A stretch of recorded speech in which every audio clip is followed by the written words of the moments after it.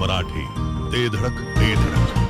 कान, नाक आणि घशा संदर्भातील आजाराची आता चिंता सोडा. विटा शहरात अत्याधुनिक तंत्रज्ञानाद्वारे आता अचूक निदान आणि खात्रीशीर उपचार उपलब्ध. डॉक्टर ऐश्वर्या काकडे यांचे श्री समर्थ कान नाक घसा हॉस्पिटल 24 तास आपल्या सेवेसाठी सज्ज. संपर्क आपल्या स्क्रीनवर.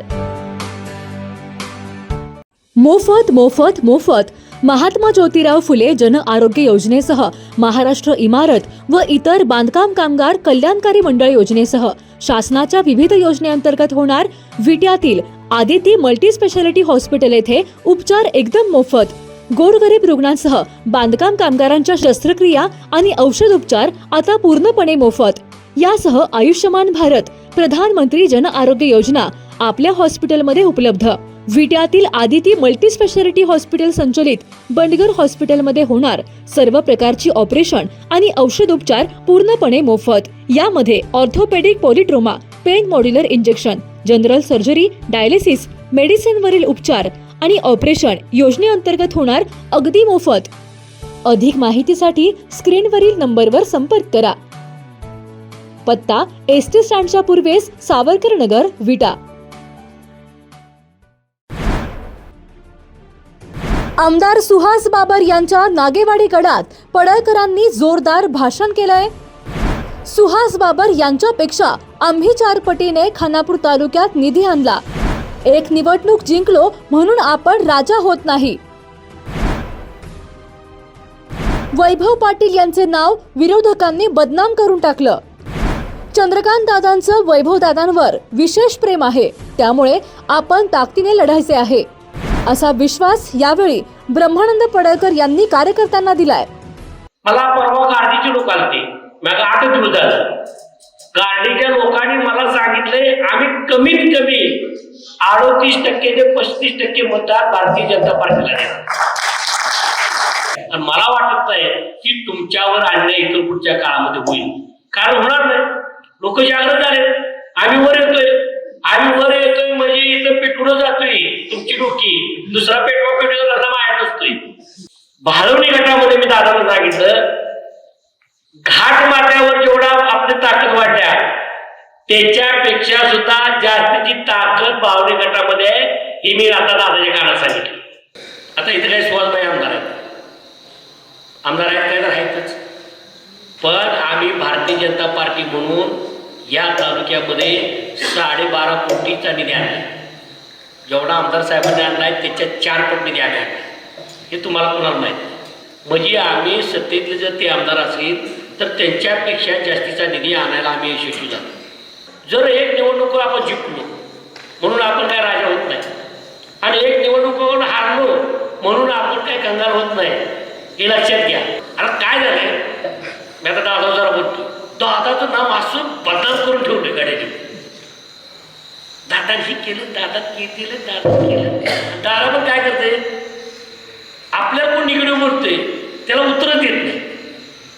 आपण काय केलंय का ही सुद्धा लोकांमध्ये गेलं पाहिजे. वैभव दादांना सुद्धा माझी विनंती आहे, तुम्ही कार्यकर्त्यांना सुद्धा जिथं चुकतोय तिथं टोचा पण प्रेमानं. की जो कार्यकर्ता तुम्ही टोचल्यानंतर पुन्हा लांब घ्यायला लागतात. विट्याच्या आपल्या नगरपंचायतची नगरपालिकेची निवडणूक झाली. सोशल मीडियामध्ये पण आपण फार कमी पडलो. आपली भूमिका कुठं मांडायला कमी पडलो. चिंतन झालं आपलं असं. दादा मला वाटतं बैठक घेतली असेल, चिंतन शिबिर झालं असं काही मी त्या नव्हतो. आपण कुठं कमी पडलो याचा सुद्धा आपण विचार केला पाहिजे. आता दादाच्या मागे आम्ही ताकद उभा करतो. दादाला वारंवार सोडलं नाही, कारण चंद्रकांत दादा सुद्धा विशेष त्यांच्यासाठी प्रयत्न केले. दादांचं त्यांच्यावर प्रेम आहे. आता आपण सारे मिळून आपण प्रेम करूया आणि जिल्हा परिषद आणि पंचायत समिती ताकदीने करूया. तुम्ही जर ताकदीने तालुक्यात पळाला तर 2 जिल्हा परिषद सदस्य काढतो. लई मोठं बोलतो. या तालुक्यामध्ये आपण बघताय अन्याय फार झालाय तुमच्यावर. मला अन्याय सहन करायची शक्ती तुमच्याकडे फार आहे, ती आमच्याकडे नाही. आमच्यावर जर कोणी अन्याय करत असेल तर त्याला आम्ही लगेच उत्तर देतो. आणि या गटाची परिस्थिती जर तुम्ही बघितलं, आज इथं तुम्ही 250 कार्यकर्ते म्हणजे प्रत्येक गावातून तुम्ही 5-10 कार्यकर्ते आलेला आहे. 10 कार्यकर्ते ताकदीचे झाले तरी ग्रामपंचायत आपण आणू शकतो, हे तुम्ही पहिलं लक्षात घेतलं पाहिजे. तुम्ही आत्मविश्वास पहिल्यांदा उंचावा की आम्ही कुठंतरी लढायचंय, आपल्याला कुठं लोकांत गेलं पाहिजे. आम्ही पडळकर बंधू बघताय, इथं दादा माझ्या विरोधात होते, आणि भाऊची पार्टी आपल्या विरोधात होती, आणि त्याच्यातून सुद्धा आम्ही पडळकर गट म्हणून निर्माण केलं. प्रत्येक गावाला लय नाही, पण चार पाच कार्यकर्ता ताईत पडळकरांचे, ती वस्तू तिथे.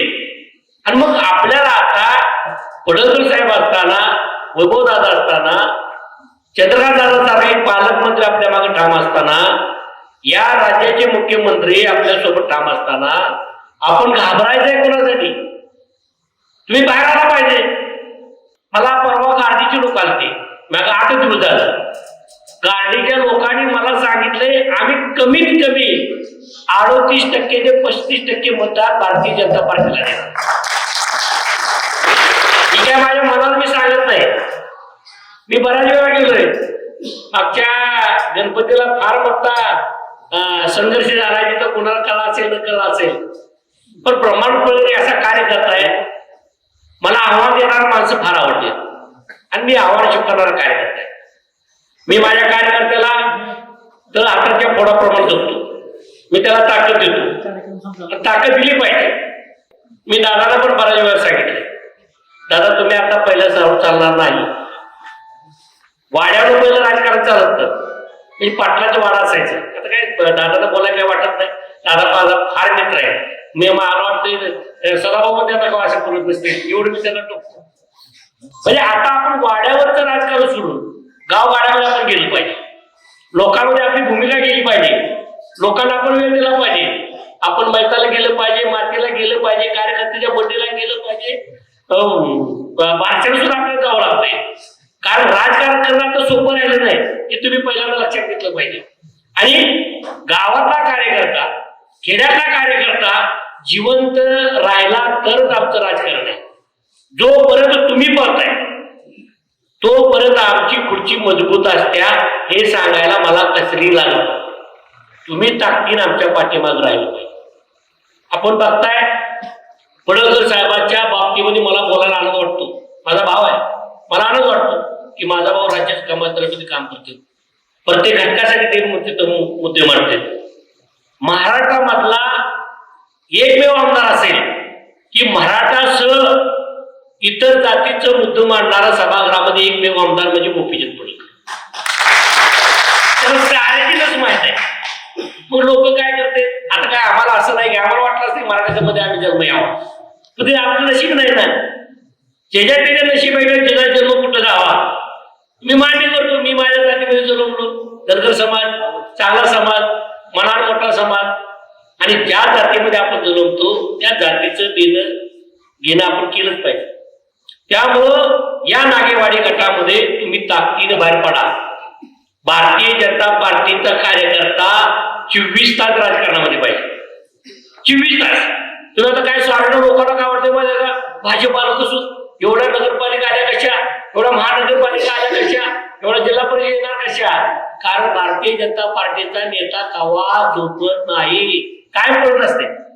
फडणवीस साहेबांना जर तुम्ही इतिहास बघितला, तुम्ही 3 वाजता जर फोन केला, 3 वाजता, तर साहेब त्याला रिप्लाय देते. ही ताकद भारतीय जनता पार्टीच्या नेत्यांची आहे. तुम्हाला तर फार आहे.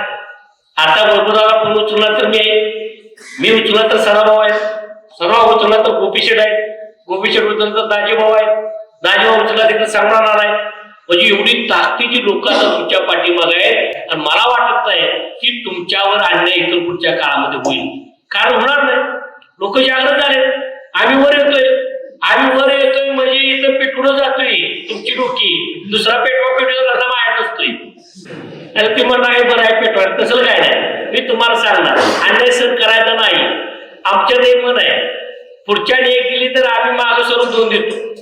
पुढचे 4 पावलं मागं सोडून नमस्कार केला तर मी 10 पावलं सोडून लोटांना नमस्कार करतो. ही माझी पद्धत आहे. तुम्ही सुद्धा पद्धत केली पाहिजे.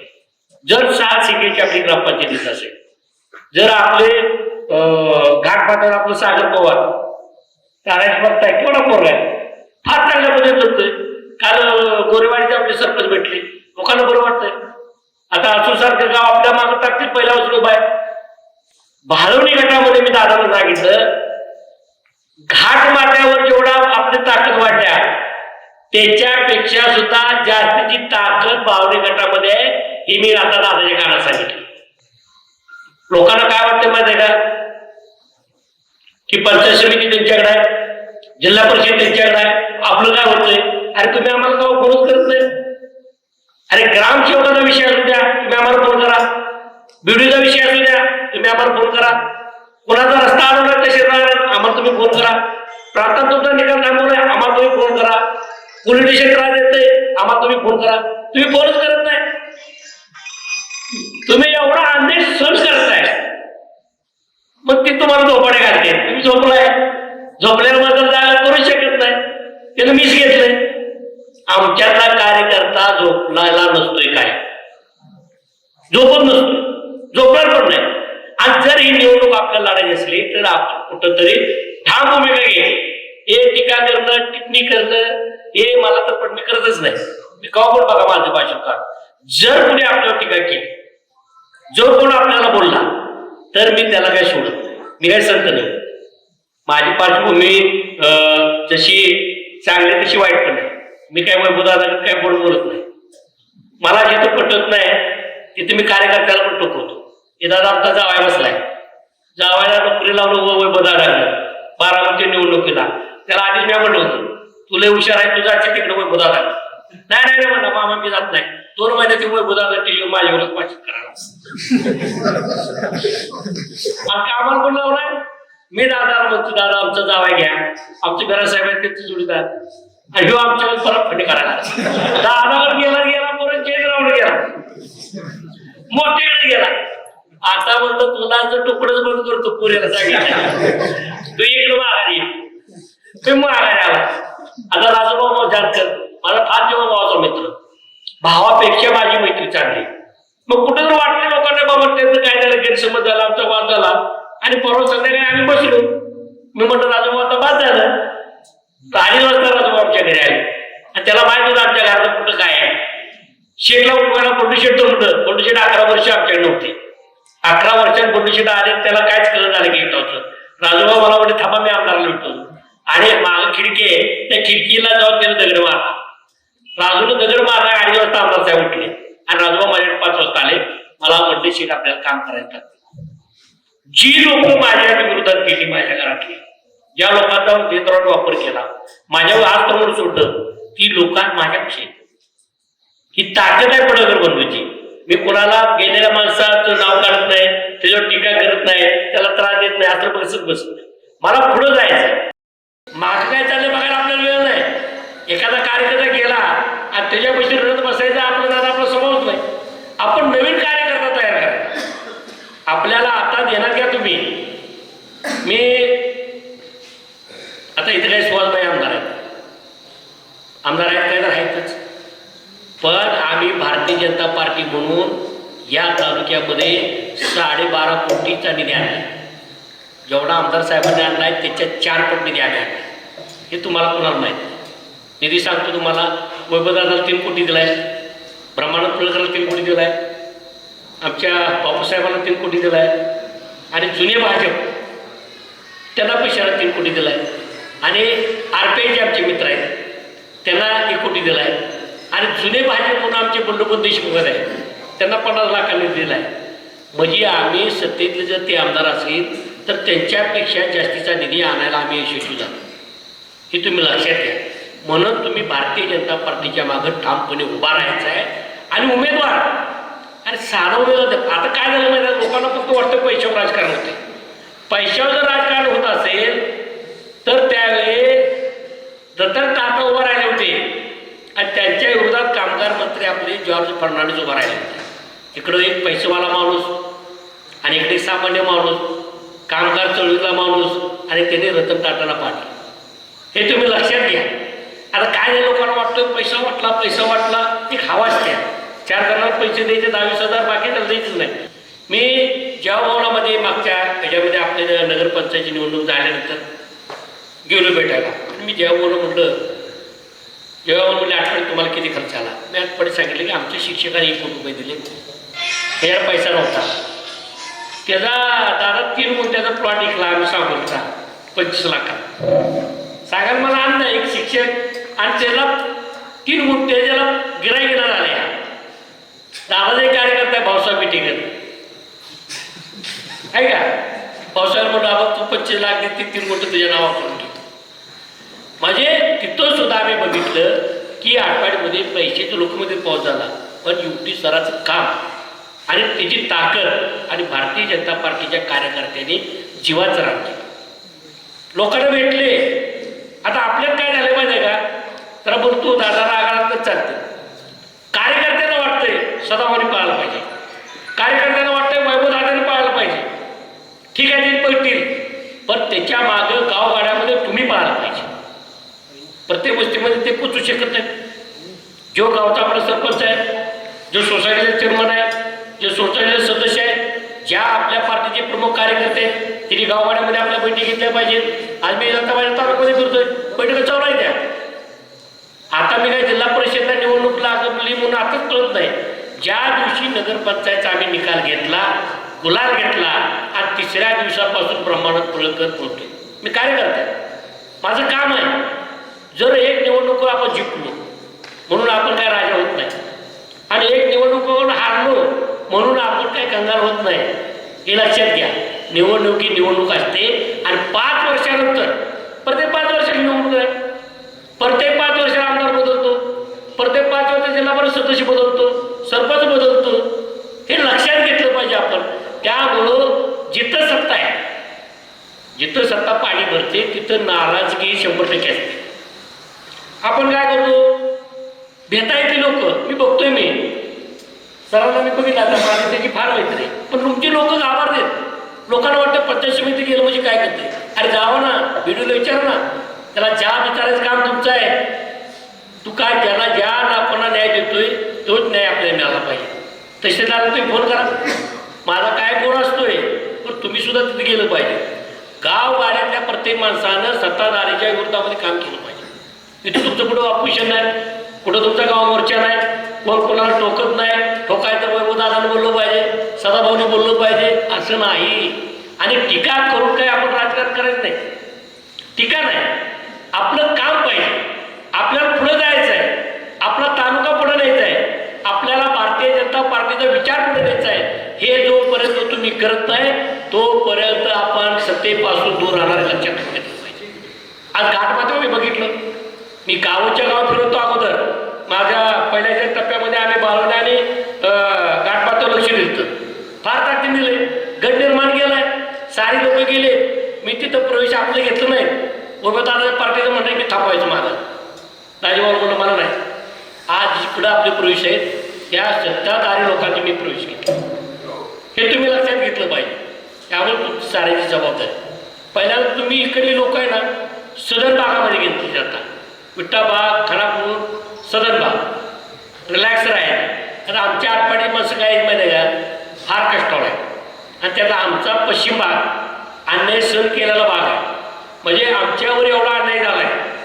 म्हणजे ज्यावेळी आटपाडीची देशमुख पाटील जी लोक आमच्या लोकांना अन्याय करत ते फार मोठा अन्याय व्हायचा. पण आता होत नाही. आता लोक जागृत झाले. मग नागेवाडी गटामध्ये लोक केव्हा जागृत होणार.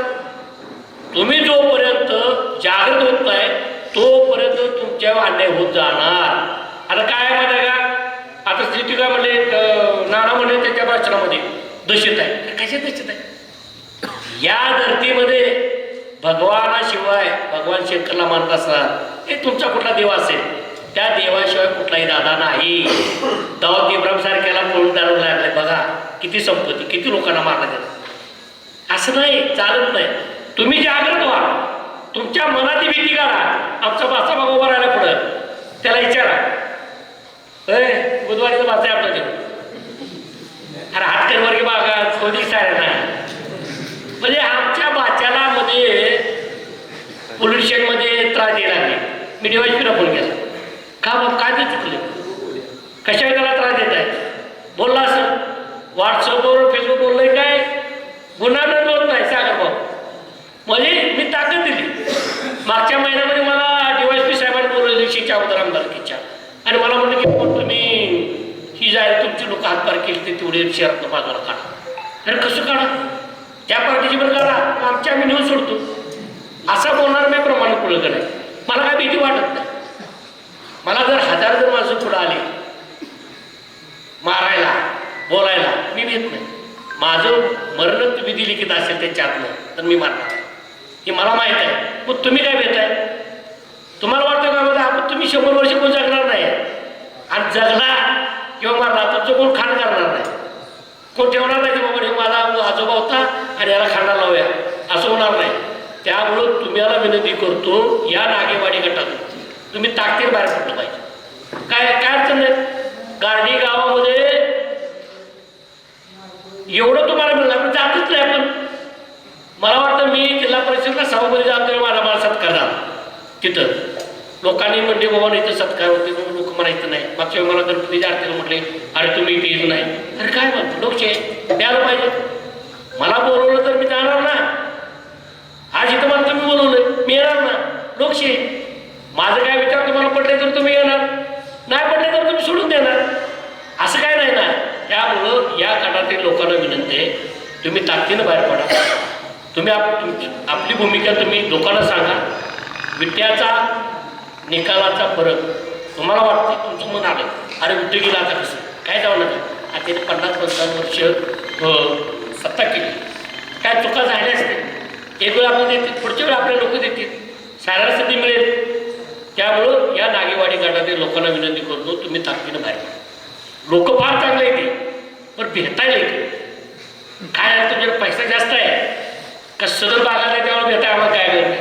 आमचे दुष्काळ भागाला घेत नाही, लगेच कमरच काढते डोक्याला बांधते ते नियम म्हणते दारचे आहे. त्यामुळं आमची जन्मभूमी आमची जबाबदार पडळकरवाडी आहे. पण झरे गाव जर तुम्ही बघितलं तर साऱ्या तालुक्यामधलं साऱ्या डेंजर गाव. आणि जेवढ्या माझ्या मारामारी झाल्या, माझे नातेवाईक रक्ताचे नातेवाईक त्याच्यावरून माझ्या मारामारी झाल्या. कारण ते प्रस्थापित होते ना, धनगर समाजामध्ये ते प्रस्थापित आहे. नाराज चोरे माझे नातेवाईक, शरद फुकळे माझे नातेवाईक, बालचंद्र मेटकरी माझ्या बहिणीला ती त्याची मुलगी माझ्या घरात दिल्या. जेवढं मारामारी झाल्या माझ्या घरातच झाल्या, हे लक्षात घेतलं पाहिजे. त्यामुळे इथल्या लोकांना विनंती करतो, तुम्ही बाहेर पडा, ताकदीनं बाहेर पडा आणि तुम्ही सुरुवात करा. अरे अर्ज कुणी भरू द्या ना. असं काय नाही पाहिजे पैसेवाल्याला अर्ज भरला पाहिजे, त्याच्यावर गाडीत पाहिजे, त्याच्यावर गोडत पाहिजे. ज्यावेळी आम्ही राजकारणामध्ये होतो तेव्हा विट्टा मर्चंट बँकेची आम्ही गाडी काढली होती. अर्बनची गाडी काढली होती. काय नाही तर आम्ही भेट नाही. वैभवदाराची सफारी असली ती आपलीच मनाची फिरवायची. काय माझं आपले जाते लोकांवर कोणाला माहित आहे वैभवदाराचे काय पुढं करायचे. हे काम करण्याची पद्धत आहे. गोपीचंद पुढे काय सरासरी मोठा झाला नाही. लोकांनी त्रास दिलाय, पूर्ण लोकांनी प्रेम पण केले. मला विरोध काय मला मोठं करायला. लोकांनी त्रास दिला नसता, आर पाटला आमच्यावर लढलेच नसते, शरद पवार आमच्यावर बोललेच नसते, अजितदादा आमच्यावर बोललेच नसते, तर सुद्धा गोपीचंद पुढेकर अजून संघर्ष करायला लागला. आम्ही बेलं नाही, आम्ही टोकलं, आम्ही वेळ नाही, आम्हाला भीतीच माहीत नाही. ज्या वेळी आमच्या घरावर अन्याय झाला, आमच्या बाबाने अन्याय फार केला. माझं 6 महिन्यात बाळ असताना माझ्या मंडळीला पोलीस स्टेशनमध्ये नेलं, माझ्या आईला नेलं, माझ्या चुलत्यानं नेलं. माझे चुलता गावटे फार वकील आहे, तुळशीराम बापू पडळकर म्हणून आहेत ते, बॅग कायम असतात. त्यांनी त्यावेळी प्यायला डिशवायला सांगितलं तुमच्याकडे अटक वॉरंट कुठं आहे. माझ्या आईला अरेस्ट करायला ते. म्हणजे एखादा घरातला शहाणा माणूस असला तर इतिहास घडतो. आम्हाला वाटतं हा चुलता माझा 87 वर्ष वय झाले त्यांचं. म्हणजे तुम्ही डोक्यात घेतलं पाहिजे. आणि ज्यावेळी आबा वारले त्यानंतर गोपीचंद पडळकरांनी केव्हाही आबाच्या घरावर टीका केलेली तुम्ही दाखवा, शक्य नाही. आम्ही विचारात करणारी माणसं आहे, फार विचारात नव्हतो. आम्ही कुणाला त्रास देत नाही, पण आम्हाला त्रास दिला तर आम्ही सहन करत नाही. त्यामुळं नागेवाडी गटातल्या लोकांना मी विनंती करतो, तुम्ही ताकदीनं बाहेर या. तुम्ही ते आता 2च गावासारखे घेता. अरे त्या गावात तुम्ही गेलाच नाही. त्या गावातल्या लोकांवर अन्याय कुणावर झाला ते बघितलं पाहिजे, त्याच्या घरी जाऊन बसलं पाहिजे, त्याच्या घरी चहा प्यायला पाहिजे, आपण त्याची भूमिका जाणून घेतली पाहिजे. तिथं लोक आहेत. मला तिथला गारडी समाजाचा रामू समाज फार मोठा आहे, वडर समाज फार मोठा आहे. अरे वडर समाज, रामू समाज, धनगर समाज, मातक समाज या 12 आरतीमध्ये साऱ्या दारची माणसं आहेत. अरे तुम्ही दगड फोडताय आणि नाना मला म्हणतो इथं दहशत आहे. तर काय नाना पुरावा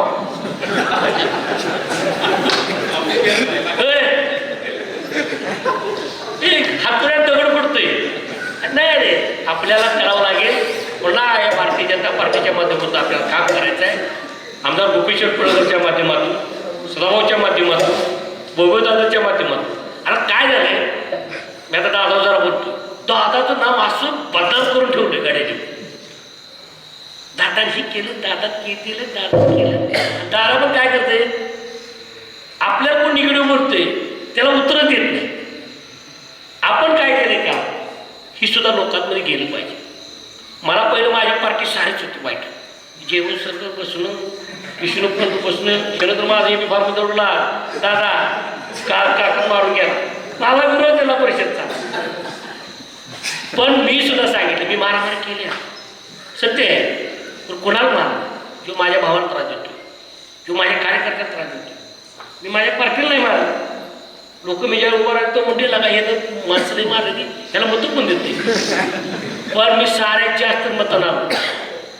एका गावात 90% मतदान आहे, 92% मतदान आहे. मी 13 गावात निवडून आलो आणि अलीकडचे 13 गावात बोनस होता. मी कार्यकर्ता जर काम करणार तर लोक माझ्या मागे राहते. आता हे सारं होते त्यांना किती जर ठोकलं तर मला होते. परवा माझ्या भावाचा कोणाचा चेअरमन मला म्हटलं शेठ तुम्ही मला 1 महिना झाला शिवाय दिला नाही. आणि म्हटलं काय झालं चेअरमन अडचण काय. म्हटलं तुम्ही 1 महिना फोन केला मला, तुम्ही बोलल्याशिवाय चेनच पडत नाही. अरे म्हटलं मी तुझी रोज आई म्हणून काढतो या नाही मला आज 2 शिव्या द्या, हे तुझ्या पायावर तुम्ही म्हटलं बंद केल्या. म्हणजे कार्यकर्त्याचं पण आपलं प्रेम पाहिजे.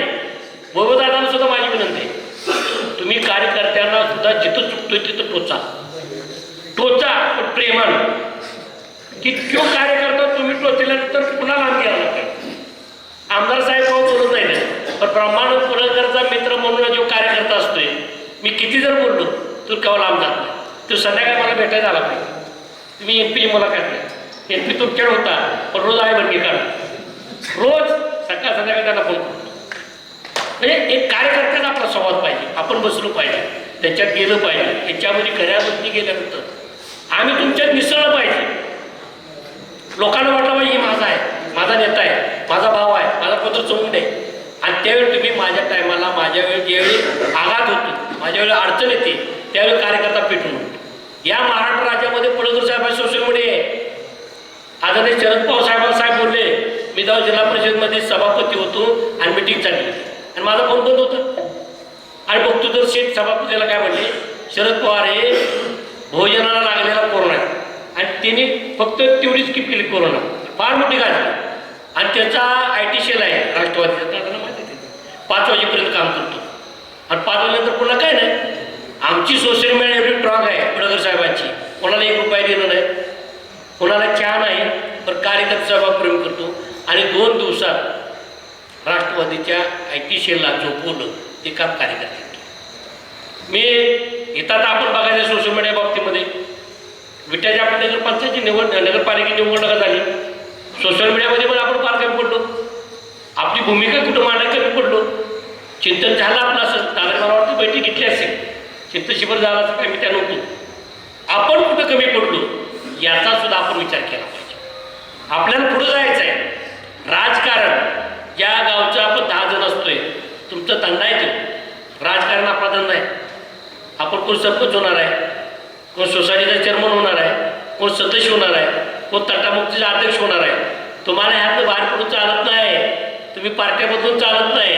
लोकांना काय वाटतं मग सत्तेच्या पार्टीचा व्या, अरे इकडे 1 नंबर आहे ना तुमचा, तुम्ही 1 नंबर आहे, असू द्या आपली पडलेली पार्टी, पण तुम्ही 1 नंबरमध्ये. आणि तुम्ही जर आपली पार्टी सोडून दुसऱ्या पार्टीत जाणार आणि तिथं तुम्ही 100व्या नंबरमध्ये राहणार, तुमचा नंबर गवायणार, तेव्हा पुन्हा आमची सत्ता येते, तेव्हा आमचं सतत पुन्हा होतं. असं नाही की लगेच काय येत नाही, होत नाही. त्यामुळे तुम्ही सर्वांनी ताकदीनं, इथं 250 लोक येतात, 250 लोकांनी जर प्रत्येकाला मनावर धरलं की बाबा मी प्रत्येक घरी जाईल, मी प्रत्येकाला भूमिका आपली सांगेल. जिल्हा परिषदेचा निवडणूक फार ताकदीनं करायची आणि आपण माता भगिनीपाशी गेलं पाहिजे. अरे लाडकी बहीण योजना साहेबांच्या माध्यमातून चांगली चाललेली आहे, त्या लाडकी बहिणीविषयी आपण पोचलो पाहिजे. ती लोक पोचते. मी आमदार की लोबा लावतो बघितलं होतं, सारे मी गाड्या लावल्या होत्या लाडकी बहीण योजना. मी दादा म्हणतो दोघात एक तर ठरवूया. दादा म्हणतो तुम्ही राष्ट्रवादी नको, भाजपमध्ये राहा. दादा पण आमचं ऐकत नाही. दादा म्हणते आता इकडं बरं आहे. ठीक आहे म्हणा, असं जी काही गोष्ट झालेली त्याच्यावर आता बोलायचं नाही. जी चूक झाल्या त्या आपण सुधारायची. त्यामुळे तुम्हाला विनंती करतो, तुम्ही ताकदीनं आदरणीय दादाच्या पाठीमागं, पडळकर साहेबाच्या पाठीमागं तुम्ही फक्त विचार बघा. एक ध्यानात ठेवा, पडळकर साहेब एका छोट्या गावातून, ज्या गावामध्ये हनुमंतराव पाटलाने पहिलं आम्हाला 11 लाख दिली आणि कोंबडा त्यांचं चिन्ह होतं. आता दादाला माहीत नाही, दादा पत्ते काय दादा त्या गोष्टी माहिती. आणि त्यावेळी ते माझ्या घरी चहा प्यायला लागते, माझे वडील शिक्षक. आणि त्याला हनुमंतरावजी गड्डीला टेकले मारुतीच्या आमच्या. आता गावात आमचं मंदिर आहे, त्याला टेकले होते. आणि त्या गावातला माणूस, त्या घरातला माणूस या मतदारसंघामध्ये निवडणुकीला उभं राहतील, इथून जतमध्ये निवडून येतील असं कोणाला नाही वाटलं. आज आपण महाराष्ट्रामध्ये बघता टी व्ही चॅनल केलं की पडळकर साहेबांचं नाव येते. काय ते त्याचं काम आहे, कष्ट आहे. साहेब तर 12-12, 2-2 वाजेपर्यंत घरी येत नाहीत. आज सकाळी तर मला पण भेटत नाही. आमच्या भावाभावाची 8-8 दिवस फोनवर बात पण होत नाही. आणि पडळकर साहेब कामाच्या बाबतीमध्ये सेट कुठे मागत होत नाही. आता दादाच्या मागं आम्ही टाकत उभा करतो. दादाला वारंवार सोडलं नाही, कारण चंद्रकांत दादा सुद्धा विशेष त्यांच्यासाठी प्रयत्न केले. दादांचं त्यांच्यावर प्रेम आहे. आता आपण सारे म्हणून आपण प्रेम करूया आणि जिल्हा परिषद आणि पंचायत समिती ताकदीने करूया. तुम्ही घाबरू नका. घाबरलं की काय होतं मला या माणसाला वाटतं काय बाबा आता आपली निवडणूक गेली, ही गेली, ही त्याचं नगरपालिकेचं निवडणूक इलेक्शन वेगळं, आपलं पंचायत समितीचं वेगळं, जिल्हा परिषदचं वेगळं, ग्रामपंचायतचं वेगळं, सोसायटीचं वेगळं. तुम्ही राजकारणामध्ये ताकदीनं राहा. भारतीय जनता पार्टीचा आम्ही कार्यकर्ता म्हणून तुमच्या पाठीमागं ठामपणे उभा राहील. आणि आज मी सांगतो तुम्हाला, दादानी फोन उचलला नसेल, पडळकर साहेबांनी फोन उचलला नसेल, सदाभाऊनी फोन उचलला नसेल, मला कायम फोन करा. मी 24 तास आहे. मी साऱ्या बारक आहे. माझा भाव जर आमदार असला ते पदात मोठा आहे. दादा माझ्यापैकी मोठे नगराध्यक्ष होते आणि सदाभाऊ तर आपले ज्येष्ठ आहे. मी बारका आहे. बारक्या पोराला कोणी फोन करा, तुमचं काम त्यावर काळजी करू नका. पुन्हा तुमचं मनापासून आभार व्यक्त करतो. आता काय संग्राम नाना म्हणते की माणसं भीतील. अरे माणसं भीतील, मग 250 माणसं कुठून आली? मी तर काय झालं कोण आलो नाही, माझ्या ओळखीची पण नाही ती. तुम्ही काळजी करू नका, तुमची भूमिका. त्यावर तुम्ही ताकदीनं या नगर पंचायत समिती आणि जिल्हा परिषद लढूया. तुम्ही आला, तुमच्यावर मला बोलण्याची संधी मिळाली आणि खरं मला पण आनंद वाटतोय वरच्या भागामध्ये आल्यानंतर. बराच प्रश्न आहे, मला पण काय काय कळत नाही गोष्टी. ज्यावेळी मी बघतोय आमदार वरचंच आहे. आता दादा राग होत्या, आमदार इकडलं जाईल. सदाभाऊ झाले वरच्याच बागची, आणि भाऊ झाले वरच्याच बागची. माझ्या तालुक्यातच जास्त काम होत नाही. काय आमच्याकडे काही नेतच नाही. तो सदाभाऊ आलं खाली निधी टाकतात, आणि भाऊ आलं खाली निधी टाकतात, आणि तुमची मर्यादा उपायची. आणि आता पडळकर आमदार झाले, त्यांनी काय एवढा निधी टाकलाय, न बुद्ध न भविष्य एवढा. आणि मी जिल्हा परिषदेला सभापती झालो. सभापती झाल्यानंतर मी दादांना फोन केला, तुमचे गाव कुठं? दादा मिटिंगला आले बरं का, तिने फोन बंद केला. दादा आठवते का आपण तयार होतो दोघांनी, साधा आले नाही. मी दादाला फोन केला की या तालुक्यामध्ये तिथे प्रथाच द्या की जिल्हा परिषद सदस्याने आणि सभापतीने अध्यक्षाने एकमेकाची यादी करायची असते. मग सुभाषबाईने त्यांची यादी दिली. आता यादी आमची द्यायची म्हणजे कोण आमच्याकडे सारे विरोधक आपण एकमेकाचं. माझी काही ग्रामपंचायत नाही, तरीसुद्धा मी वैभवदादाच्या जेवढ्या ग्रामपंचायत होत्या, 28 का 34 ग्रामपंचायत त्या काढल्या, मी निधी दिला. आणि त्या निधीचा परिणाम मी तुम्हाला सांगतो. माझे जेव्हा बंधू खासदारकडे उभा राहिले त्यावेळी मला या लोकांनी भरपूर मत दिलं. म्हणजे काम केल्यानंतर कुठं चुकत नाही. जिरवाजीचं राजकारण मी करत नाही, मला तसं आवडतच नाही. त्या कार्यकर्त्याला पोलिटिशियनकर मारा, त्याला ठोका, काय करायचं नाही, वेळ द्यायचं नाही. आपल्याला काय करायचं आहे, त्याचं कर्म त्याच्या संग. त्यामुळे आम्ही देत नाही. विकासाच्या बाबतीमध्ये कार्यकर्ता कुठला आला, त्याला काय पाहिजे, तो कुठल्या पार्टीचा विचारायचं नाही, त्याचं काम करायचं. त्याला वाटलं की बाबा पडळकर बंधूंनी माझं काम केलं, त्याला वाटलं वैभवदादांनी माझं काम केलं, भारतीय जनता पार्टीच्या नेत्याने काम केलं, हे त्याला वाटलं पाहिजे. ज्यावेळी आपल्यावर वेळ तेव्हा तो कार्यकर्ता म्हणला पाहिजे की बाबा मी ह्या माणसाला मतदान देणार. ही आपल्याला भूमिका घेऊन पुढे जायचं. आता इथं सुद्धा तुम्ही तर गावामध्ये जावा, उद्यापासून आपलं इलेक्शनला लागणार आहे, आता बऱ्याच चालूच आहे. जो उमेदवार देतील दादा आणि शेठ, त्या उमेदवाराचा प्रचार तुम्ही ताकदीनं करा. आणि मला खात्री आहे, आता का तुमचा आत्मविश्वास आहे का नाही, पण मला खात्री आहे तुम्ही जर ताकदीने तालुक्यात पळाला तर 2 जिल्हा परिषद सदस्य काढतो. लई मोठं बोलतो, ही ताकद आहे. आणि मी काम केले, मी गावामध्ये गेलोय, गावातल्या प्रत्येक कार्यकर्त्याची भूमिका बघितली. आपण जाऊ, मी दादाला सांगितले आपण बरोबरी जाऊ, आपण दौरा आखा, पण तुम्ही सुद्धा गाफील राहू नका. इथं सुद्धा तुम्ही इतिहास घडवू शकता केव्हा, तुम्ही जेव्हा ताकदीनं बाहेर पडतील ना तेव्हा. शक्य आहे ते, शक्य आहे, असं काय नाही. आता देणार एक गोष्ट वेगळी गोष्ट सांगतो, लक्ष्मी पाणी भरताना काय एखाद्या घरी भरत नाही, बघताना पिढ्या पिढ्या. असं काय नाही, त्याला गुदगे लागते, पावसाळा गुदगे 7 हाडं चालत यायला, तेवढं आपण नशीबवान नाही. लक्ष्मी सुद्धा पाणी भरताना बघता एका घरी भरत असली, एक पिढी भरती, दुसरी पिढी भरती, पण तिसऱ्या पिढीला ती दुसऱ्या ठिकाणी जाते. राजकारणामध्ये पण तसंच आहे. बघताय पवार साहेबांच्या राष्ट्रवादीच्या आज हालत काय झाली. ज्या नेत्यानं महाराष्ट्रभर काम केलं, दिल्लीमध्ये त्याचं वजन होतं, त्यांच्या राष्ट्रवादीला किती गरगरला. मग तुम्ही ताकदीने बाहेर पडलं पाहिजे ना. तुम्ही ठरवलं पाहिजे आम्हाला जिल्हा परिषद आणायचे, तुम्ही ठरवलं पाहिजे आम्हाला पंचायत समिती आणायचे, तुम्ही ठरवलं पाहिजे ग्रामपंचायतला काय पैसा काही शून्य आहे. अरे पैशामध्ये कोण आहे, 5,000 दिलं, 4,000 दिलं, कोण आहे. दुसऱ्या दिवशी तुम्हाला म्हणत नाही, पुन्हा माणूस म्हणते अरे हे माझ्या पैसे खात नाही, गरज नाही तुम्हाला. त्यामुळे तुम्ही ताकदीनं बाहेर पडा. दादाने वेळ दिला, मी दादाला फोन केला त्या दिवशी, दादा म्हणून आपल्याला बाहेर पडायला लागते. दादा म्हणजे शीट आपण पुढे, मी म्हणून एकटे पुढे चालत नाही, लोकांमध्ये मेसेज गेला पाहिजे आपण दोघं भारतीय जनता पार्टीचं काम करतो. दादाने एका मिनिटात मान्य केलं. आणि मग मी दाजीभाऊला एक 15 दिवस मागं लागलो होतो, गाठमाटावर मेळावा घ्यायचा. दाजीभाऊचं उठलं की सुटलं ती त्याच्या घरापाशी ती हवा अलीकडं भाऊच्या घरापाशी, तिथंच मेळावा. ए वाघा म्हटलं तिकडून खाली घेऊया म्हटला, सारखं तुमच्या घरापाशी. आणि काल मेळावा एवढा झाला तर विश्वचक्र हॉल, मी येऊन पहिल्यांदा येऊन गेलो, माझा बघतो कार्यक्रम होता, तर फुल भरला होता.